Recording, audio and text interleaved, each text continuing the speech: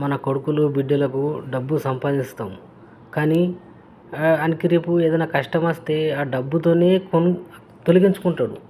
ఆ కష్టాన్ని direct face చేయడు మన కొడుకు కానీ బిడ్డే కానీ.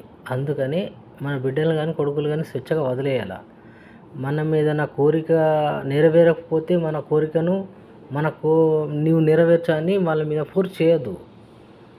ఫోర్స్ చేస్తే ఏంటంటే వాళ్ళ ఇష్టంతో నేను చేస్తా, నువ్వు కోల్పోయిన ఉద్యోగాన్ని నేను సంపాదిస్తా అని చెప్పేసి వాళ్ళు మాటిస్తే ఓకే.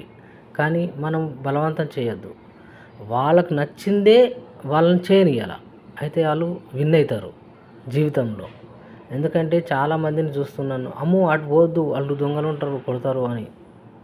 ఫేస్ చేయాలి. ఫేస్ చేస్తేనే వాళ్ళకి టెక్నాలజీ పెరుగుతుంది. రేపు జీవితంలో 100% వీడు గెలుస్తారా అని మనకు నమ్మకం కలగాలి. నమస్తే.